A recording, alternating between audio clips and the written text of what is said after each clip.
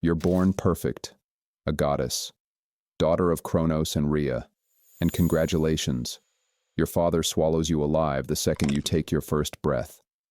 Darkness, complete darkness. You're trapped in his stomach with your siblings, Poseidon, Hades, Demeter, Hestia, listening to his heartbeat thunder above you like drums of war. This goes on for years. Then one day he vomits you back into existence. You tumble out, spinning, falling, hitting the ground hard. Stand up, catch your reflection in a pool of water. Oh, you're devastating. Skin that glows like moonlight. Eyes the color of storm clouds with lightning flashing in them. Hair cascading in dark waves. Every angle flawless. Zeus is already staring. His eyes lock onto you and something behind them says, "Mine." War breaks out. You fight, hurling boulders, summoning storms. Lightning splits the sky. Blood stains the earth black. But Zeus isn't watching your power. He's watching you. The war ends. The brothers divide the world. Zeus lifts his lightning bolt. Thunder cracks across the sky. Poseidon raises his trident. Waves explode in the distance. Hades puts on his dark helmet and descends. Zeus turns to you, points with the crackling lightning bolt. "And you'll be my queen." Not a question, a declaration. The proposal happens in a meadow bursting with flowers. Red poppies, white lilies, yellow daffodils swaying in warm sunlight. A cuckoo bird falls at your feet, feathers soaked, shivering pathetically. Its chest heaves, eyes looking up, helpless, vulnerable. Your heart softens, fatal mistake. You kneel, scoop it up, cradle it against your chest.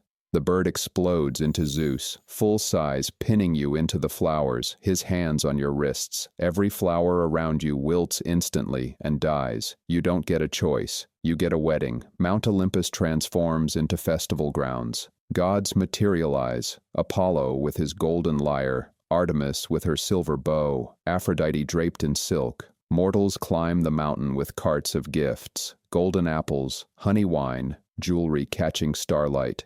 You stand at the altar in a white veil, heavy, suffocating. They place a crown of golden flowers on your head. The title echoes across Olympus. Queen of the gods, goddess of marriage, protector of sacred vows. Zeus lifts your veil, kisses you, the crowd erupts. How romantic, you're immortal. Which means you get to watch your husband cheat. Forever. First century of marriage. Zeus comes home smelling like jasmine and perfume. Not his usual thunderstorm scent. You follow him to a meadow. There he is, arms around a nymph named Io, wrapped in white mist. You step into the clearing. Golden light explodes around you.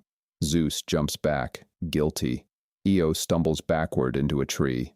Before you can speak, Zeus grabs your wrists and drags you to the edge of Olympus, produces golden chains from thin air, wraps them around your wrists. Click, attaches black anvils to your ankles. He pushes you off. You hang in the empty sky for 3 days, bleeding golden ichor onto the clouds below. Every god, Hermes, Apollo, Artemis, flies past. Everyone looks away. When he pulls you back up, "Are we clear?" You nod. But the next morning, you find Io in that meadow picking flowers. You raise your hand. Speak one ancient word. Io's body convulses. Hands become hooves. Skin sprouts white fur. Human scream becomes animal moan. Now she's a cow with terrified human eyes. You summon a gadfly, huge black stinger like a dagger. Chase her forever. It does. The pattern repeats. Different women, different punishments, same humiliation.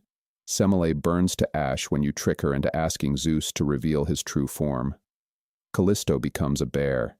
Leto wanders the earth, unable to give birth because you've forbidden any land to shelter her. The names pile up, the routine solidifies. Betrayal, discovery, revenge, repeat. Then, Heracles is born, Zeus's son with a mortal woman, named Glory of Hera. That's the joke. The bastard child is named after the betrayed wife. You send 2 massive serpents into his nursery. They coil around the cradle, fangs dripping venom, ready to strike. The baby, maybe 6 months old, grabs both by the throat, squeezes. Their heads crack like eggs. He laughs, goes back to sleep. You throw everything at him over the years. The Hydra, the Nemean lion, madness that makes him murder his own family. He survives it all. becomes the greatest hero Greece will ever know. You can't even kill a baby correctly. 10,000 years into your marriage, you finally break. You conspire with Poseidon, Apollo, and Athena, whisper the plan. That night, Zeus sleeps. You creep in, barefoot, silent. The others appear from shadows and moonlight. You each take a limb, wrap adamantine chains around his wrists and ankles, pull tight, lock them to the bed corner. He wakes up thrashing. For the first time in 10,000 years, you see fear in his eyes. Accountability, you say. Then the door explodes. Thetis runs in with the 100-handed giant Briareus. All 100 hands grab the chains and snap them like twigs. Zeus doesn't say a word, just drags you back to that cliff. Same chains, same anvils. But this time you hang there for a year, 365 days. Your wrists bleeding constantly, every sunrise and sunset stained red with your ichor. Every god, every mortal, everyone, seeing you hanging there like a warning. When he cuts you down, you collapse. I'll never rebel again. I know, he says, you're eternal. So there's no ending to this, just forever. But you learn to adapt. You stop chasing every mistress. It's exhausting. Instead, you choose your targets carefully, only the ones arrogant enough to think they can replace you. Mortal women start praying at your temples. They bring pomegranates and myrrh, kneel before your statue, beg you to protect their marriages. The irony isn't lost on you, but you answer their prayers anyway. When mortal men break their vows, you appear in their dreams with eyes of golden fire. Transform them into animals their own families hunt. You become the goddess of what marriage should be, even though yours never was. Thousands of years blur together. You rule Olympus beside Zeus, host feasts, manage disputes, wear your crown, play your part. When Zeus returns from another affair, and he always does, you don't react anymore. Just a cool nod. The other gods look away, embarrassed. You've learned something Zeus never will. Endurance is its own kind of power. You're Hera, queen of the gods, goddess of marriage, and your throne might be a cage, but at least you sit on it with your spine straight and your head high.